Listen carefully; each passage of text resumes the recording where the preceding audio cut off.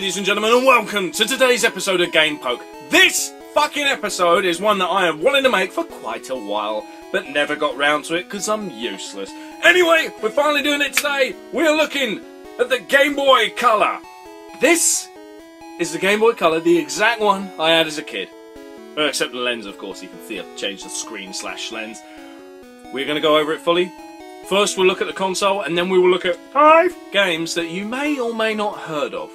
I like to focus on the more random games. That's probably why the channel doesn't do as well as I want it to. Instead of focusing on the popular shit, I like obscure shit. It's more interesting to me. So anyway, first off, let's look at the console. Now we've already had a look at the original Game Boy, and of course we had a look at the Game Boy Pocket. But now we finally get a chance to check out the Game Boy Color, and as you can see, it is already incredibly different. There seems to be more curved edges, there's less straight and sharp corners to the whole design really. The start and select buttons are more like that of the Game Boy Pocket than that of the Game Boy original, as well as the D-pad and of course the action buttons. But now even the cartridges start to change shape. Whereas we originally had them in this standard grey square shape with the corner cut out, now, thanks to the Game Boy Color, we have gone and coloured them black. But now there are also official Game Boy cartridges that don't work on the older Game Boy models, and that's simply because the corner isn't cut out. Now, it doesn't sound like much to simply have colour introduced to the system, but when you take a look at the original Tetris, and then compare it to the coloured version, Tetris DX, obviously while the gameplay is the same, the colour makes a hell of a difference. Everything looks so much better. The handheld console itself feels really comfortable, just like the previous Game Boys. But of course it has, as I said before, a lot more curves in places. So you could say that this is the first Game Boy with an arse. You might be able to see the slight discoloration colour here. That's simply because I had to replace the original battery cover for my one. And of course I've replaced the screen. That's just something you do about 2,000 times a year when you play Game Boy regularly. And yes, I got a cool Pokemon one. And if you keep an eye on Charmander here for when I turn the power on, look at that. His tail lights up. Isn't that perfect? One thing that isn't perfect though is the fact that there still isn't a backlight. Everything is a real sod to see. You've got to tilt your Game Boy towards light to get it looking good, which I'm not doing here because I don't want to send glare into the camera and blind you all. Unlike the previous Game Boys though, this design does have one little fault to it. It's not uncommon for the speakers to break. In the original Game Boy and Game Boy Pocket, there was never any real problem with the speakers. I still own my original Game Boy and Game Boy Pocket from all them years ago, and the speakers work fine. The games still sound fine. But in my original Game Boy Color here, the speaker is fucked. It doesn't work, it doesn't do a damn thing. Even when you put it on maximum volume, all you get is a very, very quiet buzzing sound. And it's crap. But aside from a problem with the speakers, it is still a fantastic handheld console. I got this one Christmas Day along with my copy of Pokemon Red version. And that is still a fantastic nostalgic moment for me. Now that we got that crap out of the way, let's actually check out the games. The first one is a weird one. Stranded Kids for Game Boy Color. See if it's any good. This truly is an awesome game, and there's no wonder why it's one of the more expensive ones out there. Definitely not in the top tier expensive ones, but it's still a bit pricey. Anyway, you get to choose between a boy or girl, and the basic theme, the story of the game, is pretty much Tom Hanks' Castaway, only you're a kid. Just look at that animation there. Look at that boat. I mean, you don't see that shit on Tetris, do you? Or anything like that on Tetris. So yeah, the basic story is you are on a family cruise ship thing. Shit happens, as you can expect it to. And you end up stranded on a deserty, tropically island thing. The aim of the game is to survive. Now, you would think, on a Nintendo game, that would be quite doable. It's not. Whether you're a little boy or a little girl, it's very easy to do it wrong and fuck it and get the bad ending. Would you like to know the bad ending? Yes, you die. the kid dies. Also, the kid gets given a knife by his daddy. My dad never bought me a knife. Probably a good thing, really. The twat that I am, I only stabbed myself in the foot. There we go. It's very Link's Awakening-like in its graphics, which I really love because Link's Awakening is the tits. Both remake and original. Oh, wouldn't it be great if they did a remake of this? Oh, that would be the tits. I think there have been sequels to this game, but under a different name. Like, what's it called? We got Stranded Kids. Is it like Survival Kids or Survive? I can't remember. Has another name, I'm sure of it. I'll put it in text there, so you'll know, even though I don't. All I can say about this game is it's got such a unique theme for a Game Boy game. There's nothing like this on the Game Boy, Game Boy Color, Game Boy Advance. Maybe there's a sequel on Game Boy Advance, so I can't say for certain. But it's such a good game, and I would love to recommend for you to try it, but you're unlikely to get the chance to because of the price of the cartridge. If you check it out via emulation and all that shit, yeah, alright, you get to do it that way. In which case, fuck it, go ahead and try this game. It's funny, talking about the game now, I know that the music is really good, but of course, as I said before, speakers wank, so I can't hear the fucking music. I planned ahead! And it's not something I should make a big deal of, but I'm gonna. The ability to walk diagonally. Groundbreaking, revolutionary! It's the only thing missing from Pokemon Red version. If you can let me go fucking diagonally, then I'd be 100% happy. I'd be such a happy person instead of the miserable, sarcastic twat that I am. So in the game you got collectibles you meant to collect, like the watering can, sticks, all sorts of bullshit like that to help you survive. The only thing that really is trial and error, with me anyway when I played it, was what you can eat. Because eating is very important, you need to keep that belly full. Problem is, it's not Nintendo-esque in the way of it being all friendly and happy. No, it's like, oh, food, a mushroom, I'll try that. Poison, fuck! You will die. So it's very easy to get screwed over with eating. Plus the little cunt can become bloated. Oh no, I've eaten too much, I'm full. Oh, I feel all woozy, and you think, you little dick. There's no pleasing you, is there? There's no fish and chippy round here for you to get your cod and your chips. So you get pissy over having a little bit of a God knows what I found on the floor. Whingy fucking children. I hate them. They do belong on a desert island. Yes, I am a parent, although you wouldn't think it because I'm not a very good one. Next game we are going on to is... oh God, the sticker's tough to read. Earthworm Jim, Menace to the Galaxy. I always called it Earthworm Jim on Game Boy. I forgot it had a proper name. Silly git that I am. If anyone out there is a big Earthworm Jim fan, then you'll know that Earthworm Jim 1 was awesome. Earthworm Jim 2 was more awesome. Then we got the one on the N64 and they kinda fucked it up a little, didn't they? But this one isn't like 1 or 2. It's nowhere near the crap quality of the N64 ones, don't worry about that. But we do have another unique breed here. It's 2D, yes, but it's not at all like the old 2D ones. This is a bit of a collectathon. You got to get all these weird looking red coin fuckers. Oh, I don't know the story, so make it up. They look like gambling chips from a casino. You got to get as many of them as you can, and then you go over to this blue machine thing and throw them in there, and that is how you get through the level. Sounds quite basic, doesn't it? But it's actually really fun. The first level you start off on is just a stupid street. It's kind of like the practice one. Run around here, get this, don't get hit by the flaming fire hydrant. Flaming fire hydrant? Sure, why not? And when you get enough, you go on to the next level and we get to a more spacey theme.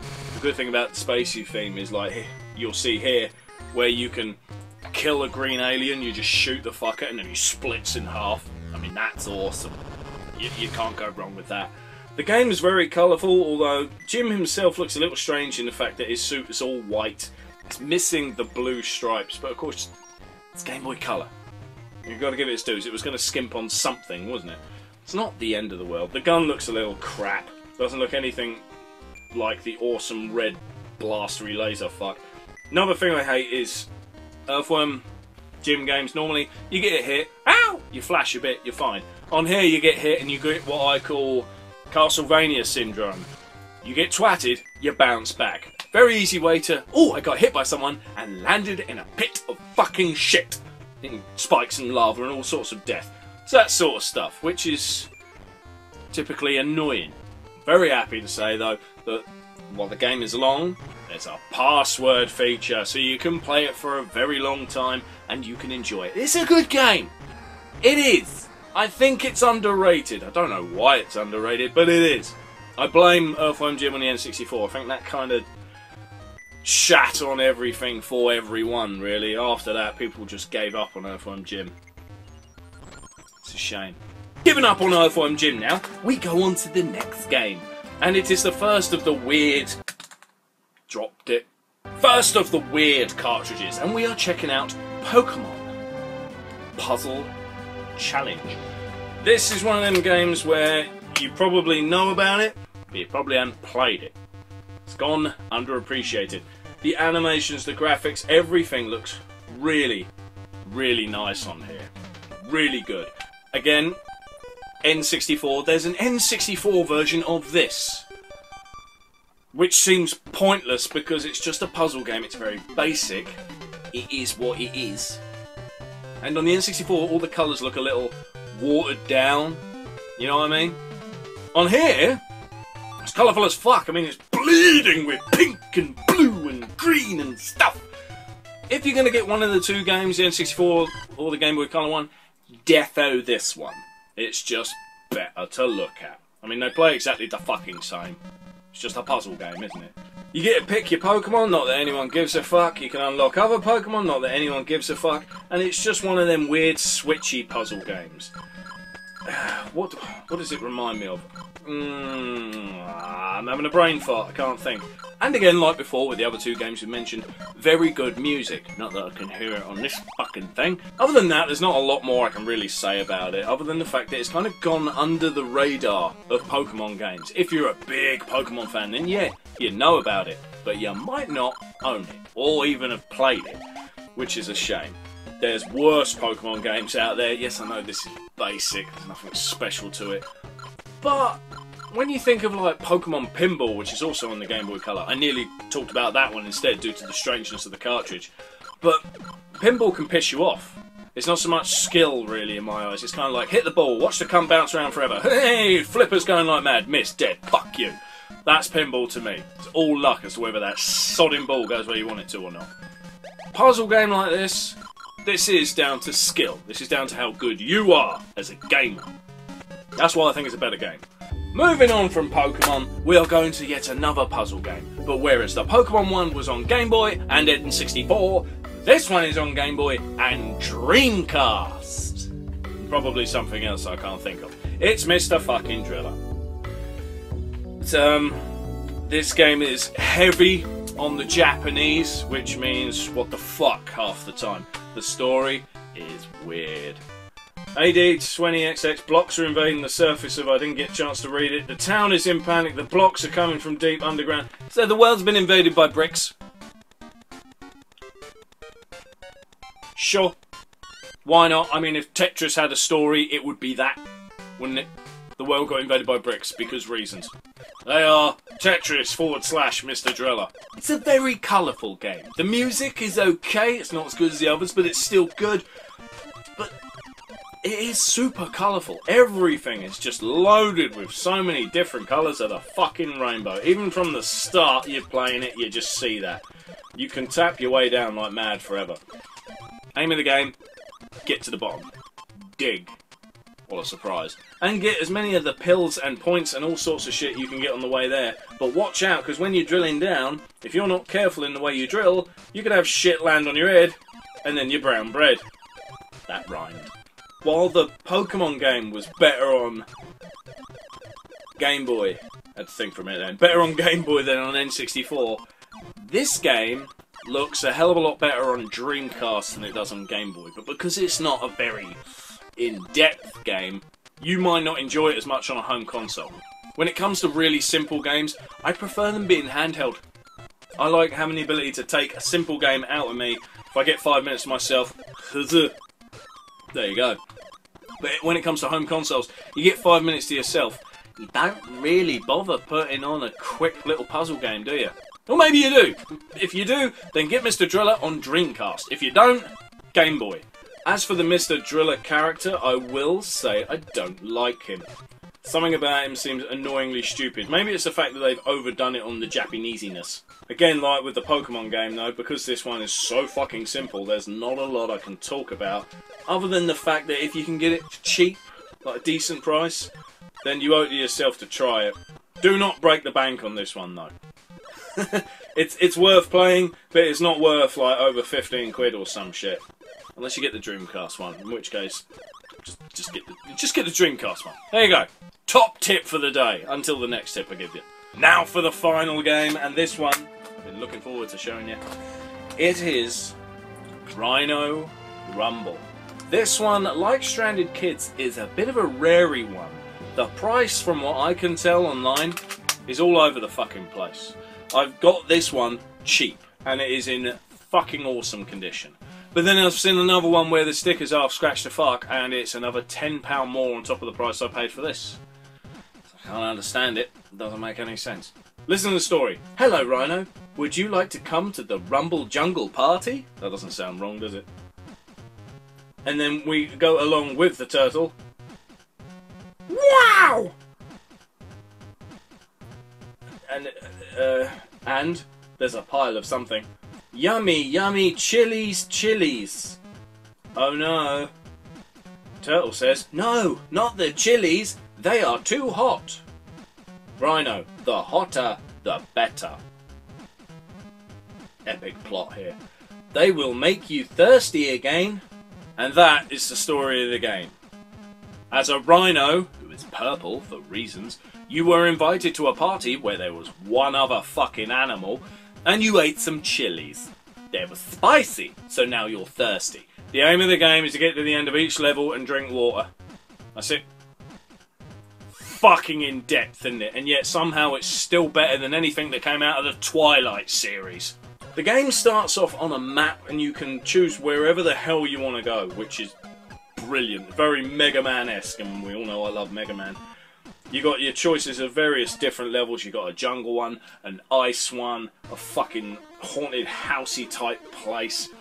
Incidentally, if you go to the ice one, you can see that he's got a little scarf going on there. I love that little extra attention to detail. It's kind of tough to see. I admit the first time I was playing it was only a couple of minutes in. I was like, what's going on there? Hey! Staff! I love that. They didn't need to do that, but they did it anyway. Game creators, who care? Love them. One thing I don't like about the ice level, though, is it's slippery as fuck. I'm jumping around like a goddamn idiot. But having said that, the way the snow and everything moves in this ice level is really cool.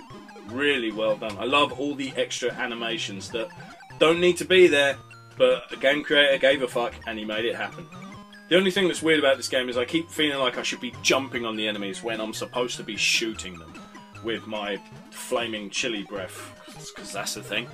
The only thing that's a real pig about the game is it's very easy to die, and you have very few lives, so you gotta be skilled at this game. It's kind of the one where you're gonna die a lot the first time you play it, but you get further and further as you keep trying. Determination will make you beat the game. Skill not so much, because you're just gonna die a lot in this game. It is hard.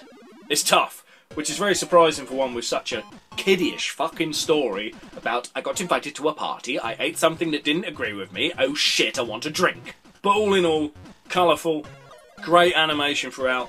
Love the fact you can pick the levels, because otherwise you would only ever see one level, because you die like fuck, as said.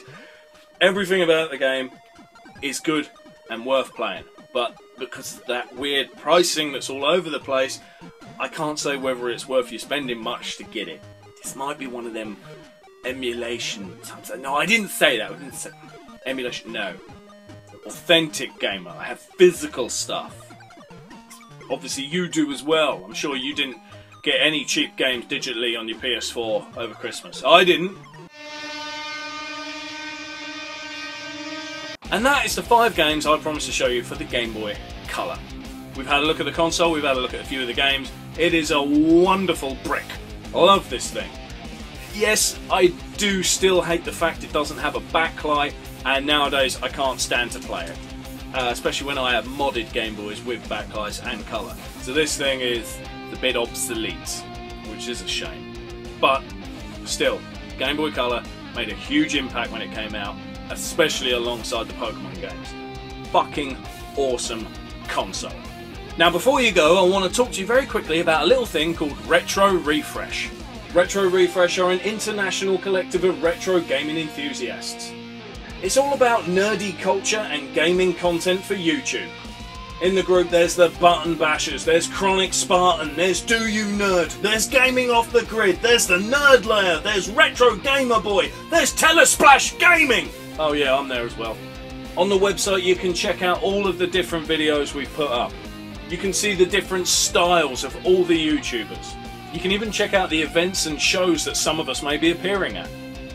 There's even a link to go to the Retro Refresh Discord page, which means you can have a chat with all of us, all of the guys, including me.